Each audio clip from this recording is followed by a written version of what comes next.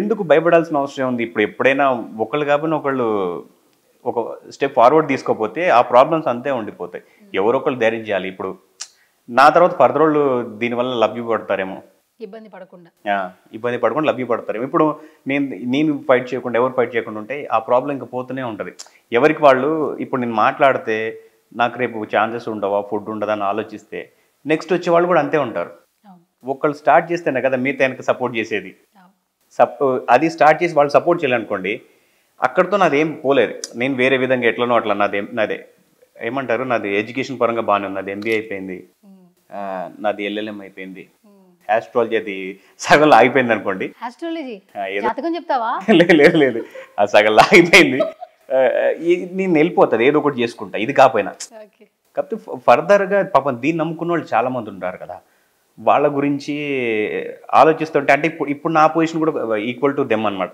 నేను కూడా ఏంటంటే రేపేంటి అన్న వరకే ఉంది. ఇన్ని సంవత్సరాల నుంచి ఇండస్ట్రీలో ఉండి మనం ఇంకా రేపేంటి అని ఎత్తుక్కునే దగ్గరకు ఉన్నామంటే మనం ఏంటి ఇంకా అంతే కదా.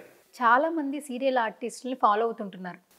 ఇప్పుడు ఏంటంటే సినిమా స్టార్స్ ఉన్నటువంటి స్టార్డమ్ సీరియల్ యాక్టర్స్ కూడా వచ్చింది. కానీ సీరియల్ యాక్టర్స్ పడే కష్టాలు, వాళ్ళ లైఫ్ జర్నీ ఎలా ఉంటుంది చాలా తక్కువ మందికే తెలుసు. ఆ ఫేమ్ కనిపిస్తుంటుంది, కానీ ఆ ఫేమ్ వచ్చే వరకు వెనకాల ఉన్న హడల్స్ ఎవరికి కనపడవు. కానీ నాకు నువ్వు పర్సనల్ కొంత తెలుసు కాబట్టి, సో నిన్ను లవ్ చేసే వాళ్ళు, అన్కండిషనల్ గా ఫాలో అయ్యే వాళ్ళకి ఈ రోజు మనం ఒక డిఫరెంట్ ఇంటర్వ్యూ చేద్దాం. లైక్ ఆటోబయోగ్రఫీ అన్నట్టు.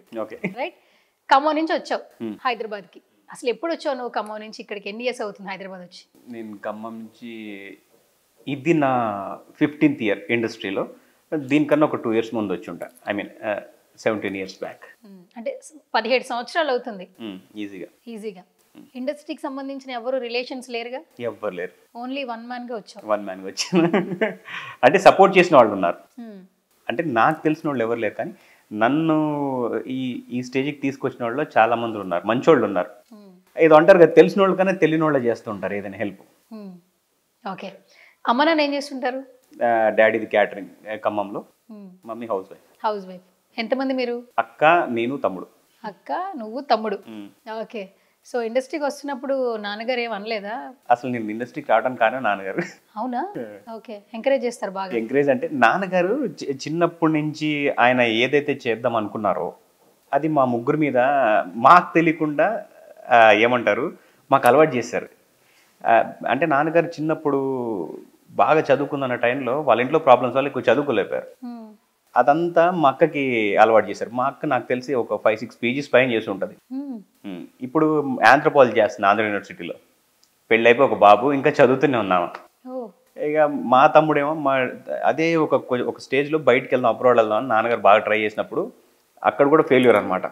ఒక ఆయన మోసం చేసినప్పుడు అదేం చేశాడు, అది మా తమ్ముడి మీద. మా తమ్ముడు ఆల్మోస్ట్ ఒక 10-15 years బయటే ఉండి వాడిది హోటల్ మేనేజ్మెంట్ అయిపోయిందనమాట. ఇంకా ఆ కంట్రీ తిరిగి మొన్న వచ్చాడు, ఇప్పుడు ఇండియాలో ఉంటున్నాడు ప్రస్తుతం. ఇదే మా ఊర్లో ఏదో షూట్ జరిగినప్పుడు క్రౌడ్లో ఉన్నప్పుడు నాన్నగారిని పిలిచి, అప్పుడు బాగుండేవారు ఆయన, పిలిచి చేస్తారని అడిగితే వాళ్ళ ఇంట్లో పరిస్థితులు, మా నాయనమ్మ వద్దు ఇవన్నీ నీకెందుకు, అవి మనకి సెట్ అవ్వని చెప్పి గొడవ చేసి ఆపేసింది.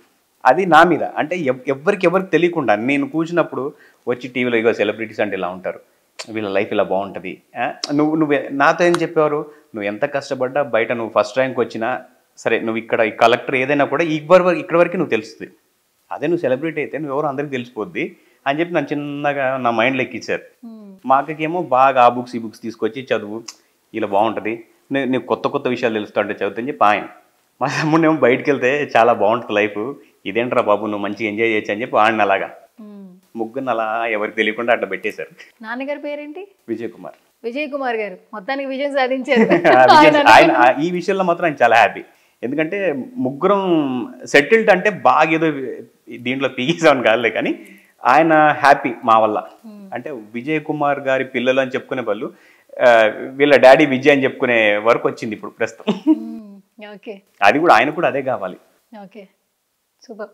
ఇంకొకటి ఏంటంటే ఇండస్ట్రీకి రావడం ఒక ఎత్తు అయితే సస్టైన్ అవ్వడం చాలా కష్టం. అయ్యో అది చాలా కదా.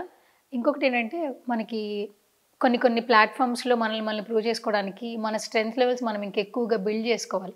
మనం ఒక స్టెప్ ఎదిగే కొద్దీ మనల్ని డౌన్ చేసే వాళ్ళు ఎక్కువ ఉంటారు చాలా మంది కదా. ప్రతి ఒక్కరికి ఒక ఎక్స్పీరియన్స్ ఉంటుంది కదా. నువ్వు ఇండస్ట్రీ నుంచి నేర్చుకున్నది ఏంటి శ్రవణ్? నేను పేర్లు ఎందుకు లేనండి, చాలామంది మన కో ఆర్టిస్టులే. ఇప్పుడు ఒకళ్ళు మీరే ఉన్నారు, మీరు బాగా యాక్ట్ చేస్తున్నారు అనుకోండి సపోజ్గా. కొంచెం సీనియర్ ఆర్టిస్టులు ఎలా ఉంటుందంటే మనం ఏదైనా చేద్దాం అనుకుంటే వాళ్ళు వచ్చి మన ఏదో ఒక విధంగా మనని చేసేవాళ్ళు. ఇప్పుడు లేదులేండి, ఒకప్పుడు. ఇప్పుడు నిజం చెప్పాలంటే అందరూ ఈక్వల్గా ఫైట్ చేస్తున్నారు ఎవరికి వాళ్ళు. ఎలా అయిపోయిందంటే ఇప్పుడు ఏమంటారు, వార్ జరుగుతుంది అనమాట. ఎవరికి వాళ్ళు ప్రూవ్ చేసుకోవడానికి చూస్తారు తప్ప ఇప్పుడు ఎవరిని వాళ్ళు ఒకరిని క్రిటిసైజ్ చేయాలి, ఒకరిని డౌన్ఫాల్ చేయాలని ఇప్పుడు ఎవరు లేరు. కాకపోతే ఏంటంటే వాళ్ళకు ఉన్న టైంలో ప్రూవ్ చేసుకుందాం అన్నట్టే ఉన్నారు. కానీ అప్పటి నుంచి ఇప్పుడు వరకు చూసిన నాకు అర్థమైంది ఏంటంటే రకరకాల వాళ్ళు ఉంటారండి. మనం అందరితో మింగిల్ అవ్వాలి, వాడితో ఇది ప్రాబ్లం ఉందా, ఓకే వాడిని ఇలా డీల్ చేయాలి, వీడితో ఇలా ప్రాబ్లం ఉందా ఇలా డీల్ చేయాలి. మనం గోల్ ఒకటి ఉంటుంది కదా, మనం దాన్ని బట్టి వెళ్ళిపోవాలి తప్ప వీళ్ళందరినీ పట్టించుకుంటే మనం ఏం చేయాలి. నేనైతే నేర్చుకుంది అది. ఎందుకంటే వాళ్ళ గురించి ఆలోచించి వాడేది అన్నాడంటే మనం ఇంకెనక అయిపోతాం. కానీ ఇంకోటి కూడా చూసా, మనతో ఉండి మన వెనక బ్యాక్ బిచ్చింగ్ చేసేవాళ్ళు చాలామంది ఉంటారు. అది నాకు చాలా జరిగినాయి. ఫ్రెండ్స్లో కూడా ఇప్పుడు కూడా చాలా జరుగుతూనే ఉంటుంది. అంటే వాళ్ళు మంచి అవ్వడం కోసం ఎదుటోళ్ళ దగ్గర పోయి ఎదుటోళ్ళని బ్యాక్ బిచ్ చేస్తూ ఉంటారు. నాకు అది ఒక అర్థం కాని విషయం ఏంటంటే అసలు అలా చేయడం వల్ల యూజ్ ఏముంటుంది. ఇప్పుడు ఒక్కళ్ళ దగ్గర, ఒక అమ్మాయి దగ్గర కానీ అబ్బాయి దగ్గర నువ్వు చెప్పినంత మాత్రం వాళ్ళ దగ్గర నువ్వు ఓకే, మిగతా వాళ్ళ దగ్గర అంతా ఉండదు కదా. నువ్వేంటో తెలుసు, నేనేంటో తెలుసు అన్నప్పుడు అలా చేయటం ఎందుకని నాకే మస్తు జరుగుతూ ఉంటాయి రెగ్యులర్గా. తిని తిని అలవాటు అయిపోయిందా? ఇక ఏంటంటే నాకు కూడా నవ్వొస్తూ ఉంటుంది. ఒక్కొక్కసారి ఏంటంటే చాలా క్లోజ్గా ఉన్న ఫ్రెండ్స్ ఇలా ఎందుకు చేశారా అని బాధ అనిపిస్తుంది. తర్వాత వీళ్ళు మధ్యలో వచ్చిన వాళ్ళు కదా, మనకంటూ ఒక గోల్ ఉంది, ఇలాంటి వాళ్ళు మస్తు మంది వస్తూ పోతుంటారు, మనం పట్టించుకోకుండా వెళ్ళిపోదాం అన్నట్టు ఉంటుంది. కానీ at the end of the day కొంచెం బాధ ఉంటుంది, ఎందుకు వీటి ఇట్లా చేశారా అని. ఎక్కడో ఒక చోటు ఉంటుంది కదా, మనం వాళ్ళతో బాగా మింగిలి తిరిగి ఉండి అన్నీ షేర్ చేసుకుని ఉండి మనకే తెలియకుండా వెనకాల అది కంపల్సరీ అన్ని ఫీల్డ్లో ఉంటుందండి, మనని కదా అన్నింటిలో ఉంటుంది. కాకపోతే ఇక్కడ కొంచెం ఎక్కువ అంటే ఆపర్చునిటీస్ తక్కువ కాబట్టి ఇలాంటివన్నీ ఎక్కువ ఉంటాయి. శ్రవణ్, ఇండస్ట్రీ ప్రతి ఒక్కరికి ఏదో ఒక లెసన్ నేర్పిస్తుంది. స్టార్టింగ్ అప్పుడు ఒకటి, కెరీర్ ఎదిగే కొద్దీ ఇంకొకటి నేర్పిస్తుంటుంది. మెయిన్గా ఏంటంటే చాలా మంది ఆర్టిస్టులు జీ తెలుగు వల్ల చాలా పాపులర్ అయ్యారు. అవును, జీ కుటుంబం అని పెట్టిన ట్యాగ్కి ఎంతో మంది కుటుంబ సభ్యులు అయిపోయారు.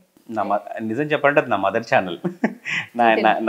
నా ఇంట్రడక్షన్ అంటే నన్ను తీసుకొచ్చి స్టిల్ నౌ నాకు ప్రతి ఒక్క ప్రాజెక్ట్ అయిపోగానే ఇది అయిపోతున్నానగానే నాకు ఇంకో ప్రాజెక్ట్ ఉంటుంది. ఎవరికైనా నన్ను తీసుకెళ్ళి ఒక ఆప్షన్గా ఇతన్ని మేము పెట్టుకుందాం అనుకుంటే వాళ్ళు అసలు వద్దనరు. ఒకటి అయిపోతున్నాను కానీ కంపల్సరీ నాకు ఏదో ఒకటి ఇస్తూ ఉంటుంది జీ తెలుగు. ఎందుకంటే